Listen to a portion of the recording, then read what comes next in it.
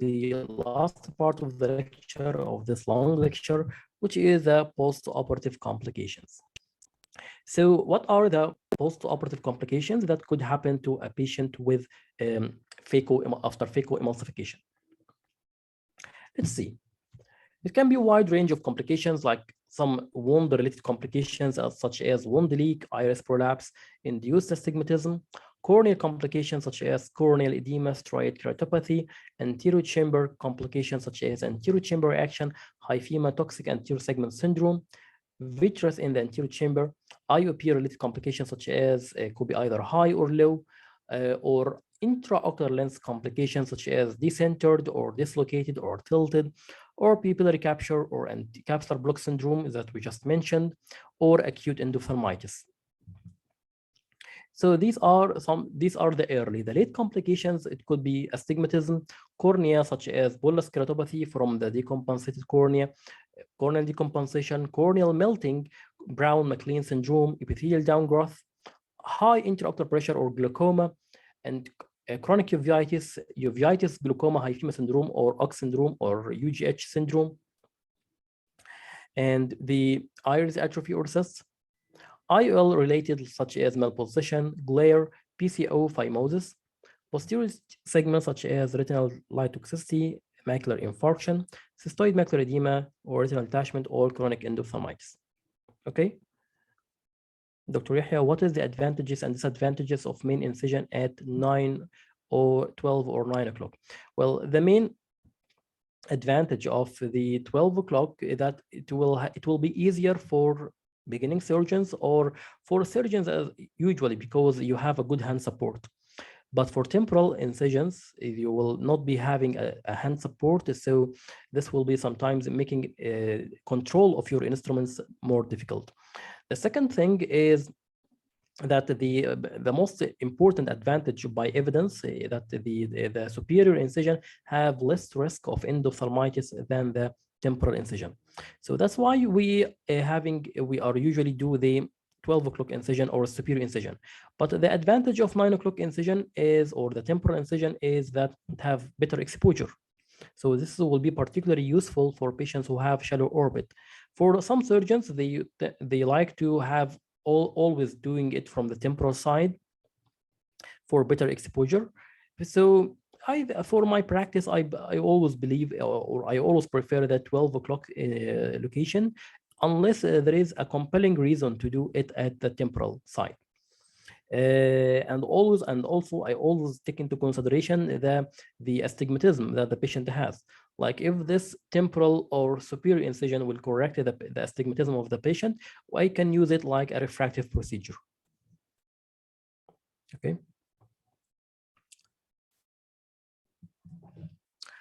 So back to the complication, the post-operative complications. We will start by anesthetic complications. This is just a brief of the anesthetic complications. We could have a retrobulbar hemorrhage. This is again an important thing I want to again stress about it. It is an emergency. Abort the surgery and do lateral canthotomy and cantholysis. The second complication is the globe perforation.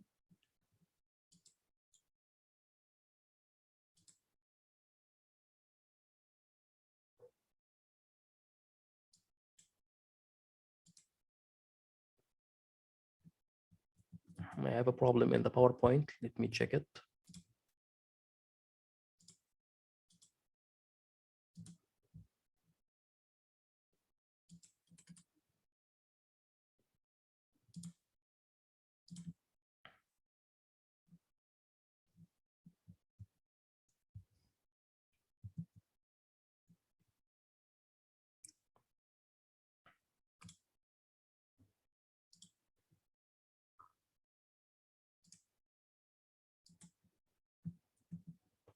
Okay, so the second complication is the globe perforation. Again, it is an emergency. Abort the surgery and do laser retropexy or cryotherapy. A third complication, we didn't mention about it in the complications of anesthesia, is ptosis. So ptosis can occur after the surgery, and this also was asked before in the ICU exams. So why the ptosis happen is due to damage of levator aponeurosis. So sometimes when you are doing the local anesthesia, you can doing it from the medial canthus or from the below the supraorbital ridge. So this you can injure the levator aponeurosis, and this will result in ptosis. But we don't do surgery for those cases. We just wait 6 months for spontaneous improvement.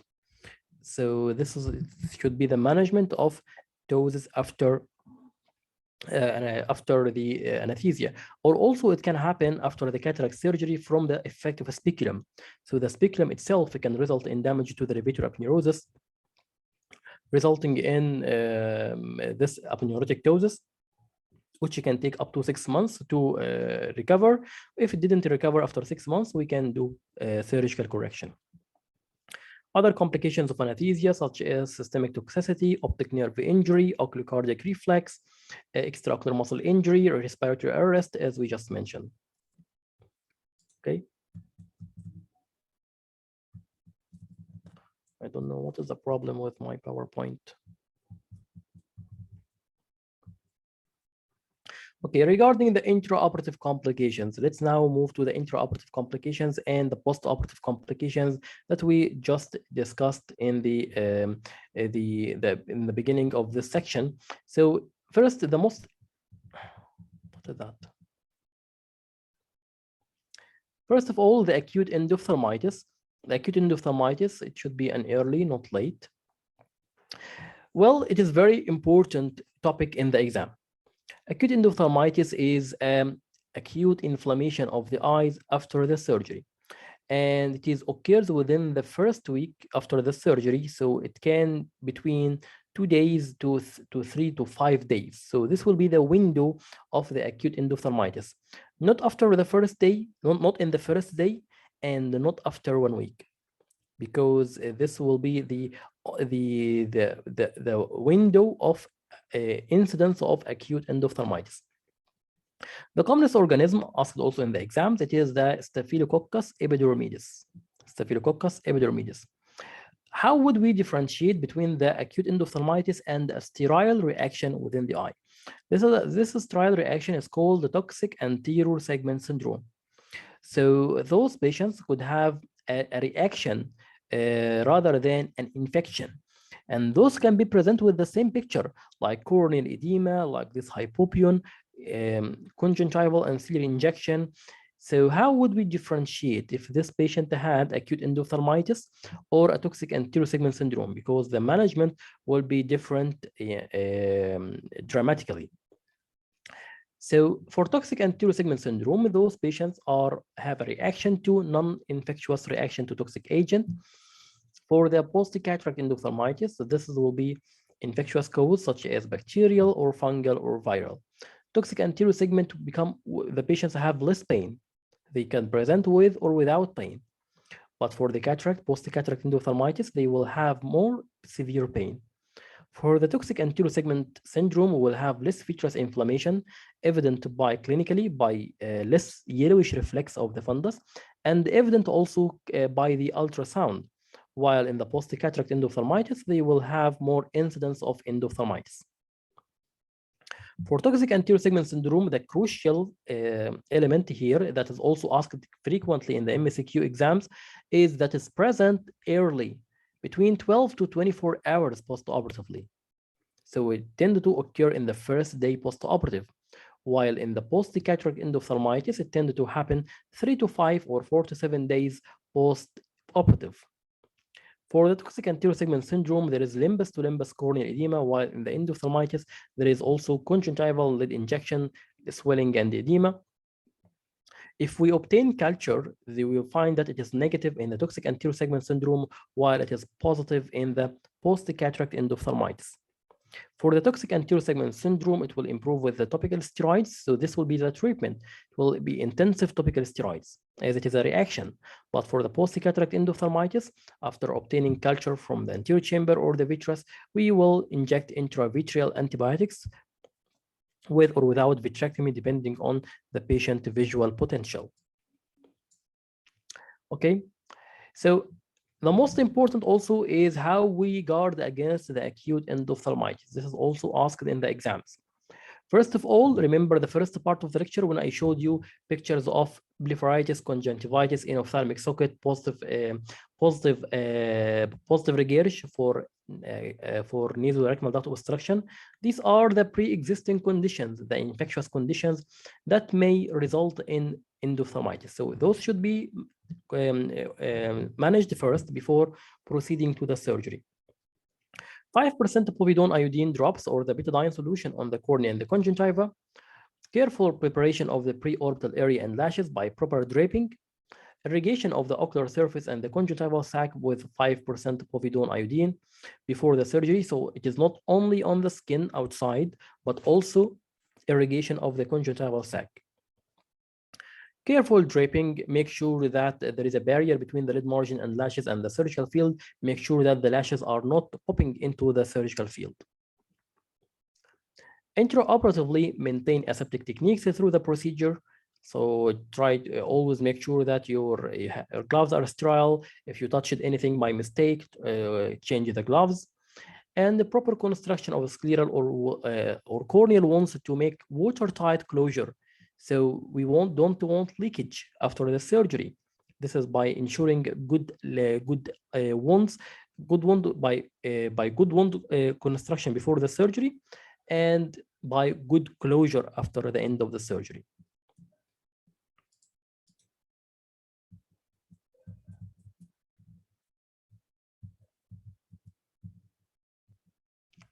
Post-operatively, to prevent the acute endophthalmitis is by the patient is receiving antibiotics like fourth generation cephalosporin, fourth generation fluoroquinolones, post-operatively such as moxifloxacin or gatifloxacin.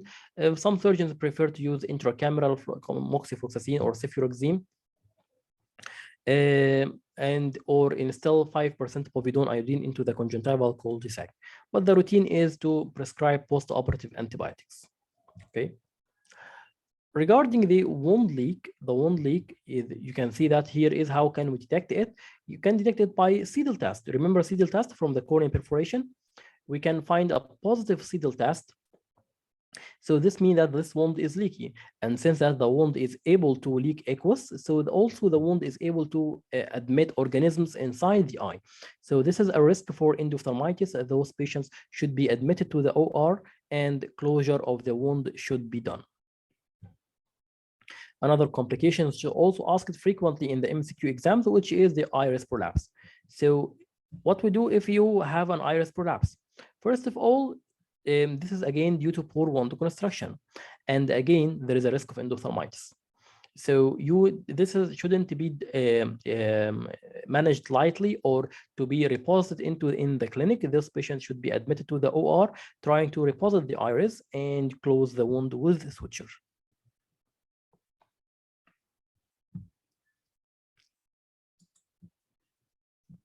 A shallow anterior chamber post-operatively can be due to many reasons. Can be either with low intraocular pressure or high intraocular pressure. So if it is low intraocular pressure, you can consider shallow weak wound leak. If the patient has wound leak, it will have shallow anterior chamber with low intraocular pressure. Or if there is no leak, by negative Seidel test, you consider choroidal detachment. So you do ultrasound to exclude choroidal detachment. But if you have a shallow anterior chamber with high intraocular pressure, you consider either pupillary block, like if the patient has this PI, peripheral iridotomy, and it is blocked. So by iris transillumination, you will find that there is a block here in this PI. This means that the patient has pupillary block, so those patients should be managed by another PI. Or if there is the PI is patent, so those patients could have suprachoroidal hemorrhage, and this could be also diagnosed by the ultrasound eye by dimming and more red reflex. If these two are not present, if there is no pupillary block or there is no suprachoroidal hemorrhage, then by exclusion, this patient has malignant glaucoma.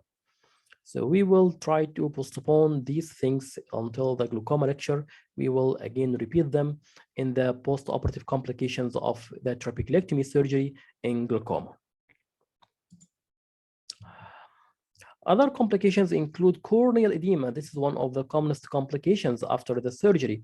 Many reasons that can result in corneal edema after the phacoemulsification. This can include if there is any nuclear fragments, if there is manipulations by the surgical instruments causing hitting of the cornea or excessive trauma to the cornea by the surgical instruments, if there is excessive ultrasound power during the surgery, in the phaco, and if there is prolonged irrigation, also the irrigation itself, if it is prolonged with high flow, this can result in anterior chamber instability, causing that the nuclear material will be shattering all over the anterior chamber, causing more touch to the cornea, leading to more endothelial decompensation.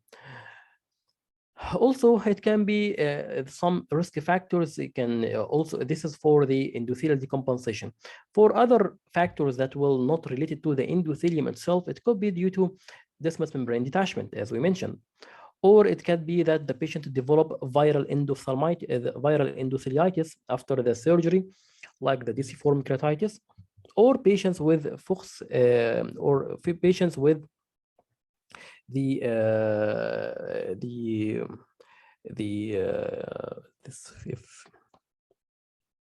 floppy eyelid syndrome. Yeah.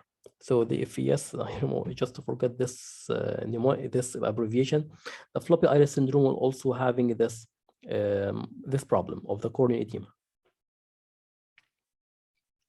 Okay, so this can be managed. How would you manage? If we should first recognize the cause, like if there is desmus detachment, it should be reposted by air or by gas. If there is endothelial decompensation, we give just hypertonic saline and maybe steroids, hypotensive medications, and follow up those patients for spontaneous improvement. If it didn't happen within maximum of 3 months, then those patients will be candidates for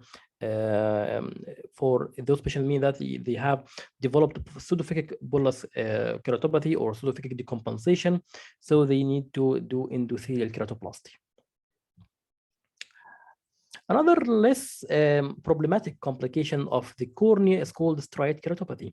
In striate keratopathy, you can find folds in the desmus membrane and some corneal edema, but this is usually a transient complication. So these complications is usually treated by topical steroids and hypertonic agents, and usually it will resolve.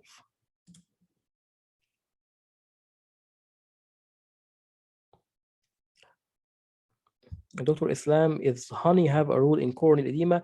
There are some papers on honey, but actually I don't recommend it and I don't use it. So if you are asking me if I have any experience with it, no, because I don't believe in it.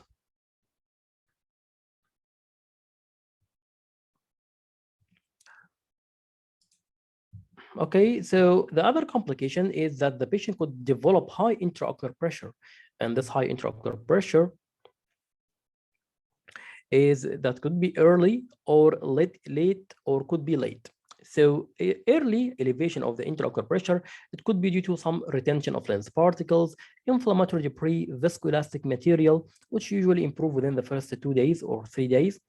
If there is red blood cells, like if there is any microscopic hyphema, or if you already did vitreous prolapse, or if there is a disturbed the iris tissue causing much more pigment, or if the high intraocular pressure is was normal, or the intraocular pressure was normal immediately post-operative, but it tended to elevate after that, like after 1 week. So mostly it is a steroid response. So those patients are steroid responder. Because of the post-operative steroid, they show high intraocular pressure. So early, remember retention of something. It can be either retention of lens particles, inflammatory debris, viscoelastics, RBCs, vitreous, pigments, but late, remember, it is steroids. A displaced intraocular lens, it can be also an early post-operative complications. So remember, I told you when there is vitreous prolapse, if there is vitreous prolapse which was unrecognized, then this will result in that the IOL will not be stable. Or if the rhexis is not regular, if it is eccentric, or if it is torn or extended, this will also make the IOL not stable. If the patient developed of capsular phimosis, this contraction of the anterior capsular opening will result in the dislocation of the intraocular lens. So how would we treat this? Well, the treatment depends on the degree of IOL displacement and whether or not there are visual complaints. So if the patient is not complaining, well, no need for interference. But if there is gross malposition, then this will require surgical repositioning. We do dialing of this intraocular lens and fixation by suture or optic capture if the positioning doesn't hold, or if the position of the capsule will not hold this IOL in place.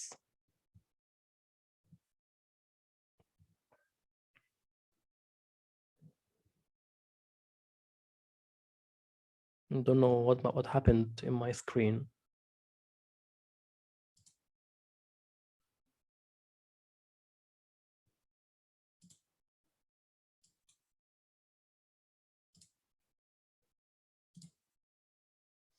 Strange thing happens to my laptop today. Maybe the laptop is fatigued. Okay, so the next complication is the pupillary capture. So the pupillary capture, you can find that the IOL is captured by the pupil, which means again that either there is a problem in the rhexis, or the IOL wasn't stable. So how would we manage that? We will treat by dilatation, dialing of the pupil, dialing of this IOL, trying to return it back to the bag, and then constriction of the pupil to maintain the IOL in the bag.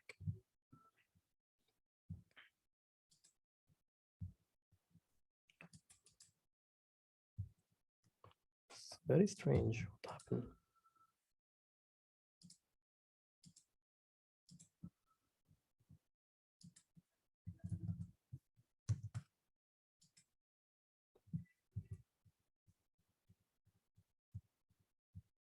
Okay, so this was the early complications. Regarding the late complications, let's see the late complications. First of all, the chronic endophthalmitis. This means that the patient developed endophthalmitis after like 1 month after the surgery, even 6 months after the surgery.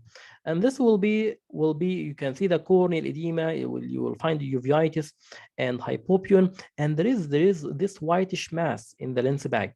This whitish mass is caused by an organism, or the commonest organism for causing chronic endophthalmitis. That's called the Propionibacterium acne. Propionibacterium acne. So this is very important also for the MCQ, and it will cause this whitish mass in the bag, and this organism will be sequestrated within the bag, making it more protected from the effect of the antibiotic, either intravitreal or topical or systemic. So the treatment for those patients will be treatment by removal of the bag and the IOL. Brown-McLean syndrome is also asked before in the exams. So what is Brown-McLean syndrome? It is a peripheral corneal condition that seen after the intracapsular cataract surgery. So not after phaco, usually it is after intracapsular cataract surgery, which is an old historical procedure where we make an opening into the cornea, large opening, and remove the lens and the capsule as one mass. So this is called intracapsular cataract surgery. In this condition, the Brown-McLean syndrome, there is peripheral corneal edema at the outer 2 to 3 millimeters of the cornea. So usually this condition doesn't cause any problems, and usually it is benign, but actually the patients should be monitored for keratitis, or if they develop bullae or ulceration. So but this is just for most cases, it is a benign condition and doesn't cause any problem. Just remember that it is a peripheral corneal edema after intracapsular cataract surgery. Another complication also asked before in the ICU exams, it is the intermittent touch syndrome. What is meant by intermittent touch syndrome? It is a triad. This triad of ciliary flush, like that, local corneal dystrophy, or like pigmentation over the back of the cornea, and cystoid macular edema. It's called the intermittent corneal touch. So this triad is characteristic for the intermittent touch syndrome, and for the treatment of those patients, usually they will require removal of the IOL. Cystoid macular edema is one of the common complications after the cataract surgery, especially if there is a problem in the patient or problem in the surgery. For a problem in the patient, those like if the patient is diabetic or uveitic, has uveitis, or has history of vein occlusion or epiretinal membrane, or he is on topical drugs such as prostaglandins, or those patients will have more incidence of cystoid macular edema. Or if there is a problem in the surgery, like if there is ruptured posterior capsule, if there is vitreous loss, this will be one of the commonest cause of cystoid macular edema, because there is like you are breaking the barrier. There is no barrier now between the anterior chamber and posterior chamber. So any inflammatory mediators will travel from the anterior to posterior chamber, reaching the posterior chamber, causing inflammation, which will manifest itself as a cystoid macular edema. So how cystoid macular edema present? You see, this is a patient with hyperemic or hot disk, hyperfluorescence at the disc, and petalloid-shaped hyperfluorescence at the macula. So this combination, this is called a post-operative cystoid macular edema or Irving-Guss syndrome. And also you can detect the macular edema in the OCT scan. So this is, I forgot to write, it is called Irving-Guss syndrome. Okay, so this means it is a post-operative cystoid macular edema. Typically, it occurs after 6 weeks from post-operative, and this also was asked before in the exam. This typically occurs 6 weeks post-operatively, and risk factors are diabetes, uveitis, PCR, and vitreous loss. So those patients, how would we manage? For first of all, if there is we need to prevent if the patient has a risk factor that could make him at risk of developing cystoid macular edema. So those patients receive topical non-steroidal anti-inflammatory preoperatively. Also, they will receive topical steroid drops. But if it is developed, so they can receive post-operative non-steroidal, and also they can receive the intravitreal injection of steroids can be also used to decrease this kinds of inflammation and this kinds of edema. But if the patient has vitreous strands in the anterior chamber, like what's called vitreous Vick syndrome, there is a lot of syndromes today. Vitreous Vick syndrome is when there is a vitreous band, it is attached to the wound. So if you are treating those patients with just steroids or non-steroidal anti-inflammatory drugs and the cause is still present, like the vitreous band present in the anterior chamber, they will not improve. So we need Verest to cut this band, either intraoperatively by vitrector or by YAG laser into this vitreous band. Okay, so this is for the cystoid macular edema. For the PCO or posterior capsular opacification, as we mentioned, there is a migration of retained lens epithelium to the central posterior capsule. So you can find these are the migration of the remaining lens epithelium, causing this opalescent vacuoles present in the posterior capsule, leading to obscuration of the visual axis. They will start appear first as these vacuoles. They are called Elschning-Pearls. Elschning-Pearls, a lot of names today. Elschning-Pearls, they are the large vacuoles present in the early stage of PCO. For later on, the PCO will make like a sheet of fibrosis, appears like as if it is a fibrosis, but it is a sheet of opacification which will be very visually, will degrade the vision very much. So how would we prevent the PCO? First of all, good surgical technique, like if there is if there is residual lens matter, residual lens cortex, residual lens epithelium, try to do good polishing to the anterior capsule and posterior capsule. Try to not to leave away lens fibers behind. And also by the IOL choice, try to use the hydrophobic acrylic lenses, also those lenses which has square edges. Also try to make the anterior edge of the rexes slightly smaller than the optic. So if the optic is 6 millimeter, you make the edge is of the anterior rexes like 5 to 5.5 millimeters. But if it happened, now you can, this usually doesn't happen before 6 months, but if it happened, well, you can treat it by what's called YAG laser capsulotomy. So it is a YAG laser. You are pointing it to these sheets, causing cutting of these fibrous sheets. And this will dissolve in the vitreous later on, making allowing an opening of for the visual axis. Finally, there is a certain precautions regarding the patients with post-vitrectomy. So if the patient or the normal individual who has normal vitreous, this vitreous will cause support to the lens and the zonule. So those patients, a normal individual will have the vitreous supporting the lens and zonule, causing normal anterior chamber depth, causing normal zonule.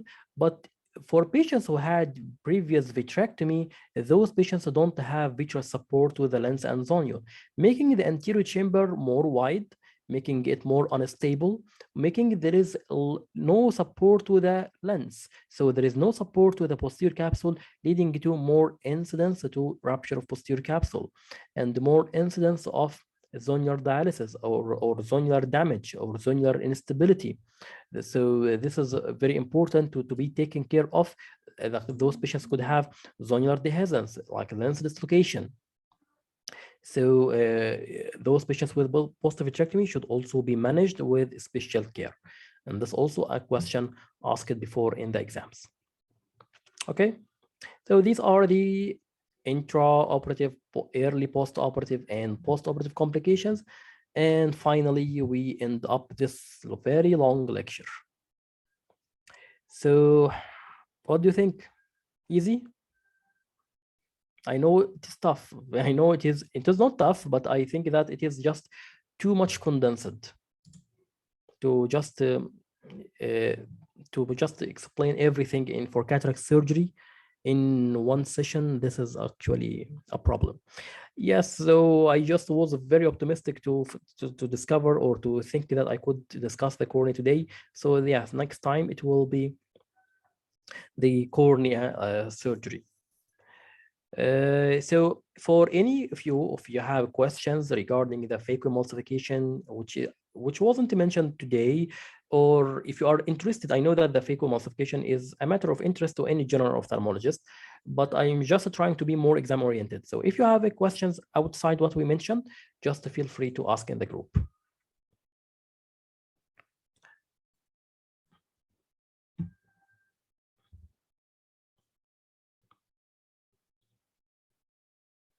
Thank you very much. And I also wanted to share you some good news that we have a new instructor of our in iCourses Academy. He is a very well-oriented or a very well-known instructor and a medical retina expert. He is Dr. Amin Marashi. He will be presenting a new course through our platform. It is the retinal investigations. So he will be discussing the OCT, the OCT angiography, fundus fluorescein angiography, and INFAS OCT.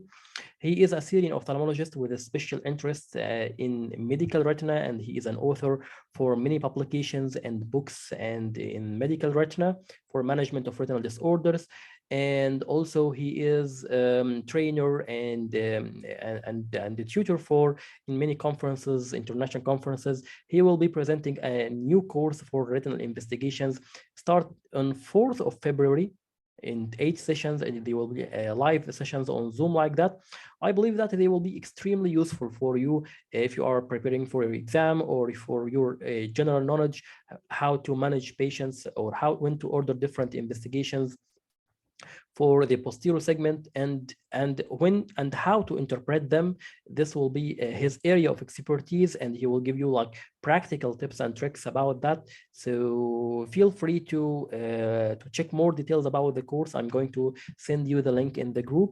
So if you are ready to, if you want to take your practice in the medical retina to the next level, here is the man that will guide you. So I will send the details in the WhatsApp group about all things that you need to ask about. So I'm going to do it right now after the session. Thank you very much for your attention. I hope that you enjoyed the lecture. I know that was lengthy, but hopefully that you find it useful. Thank you and see you next time.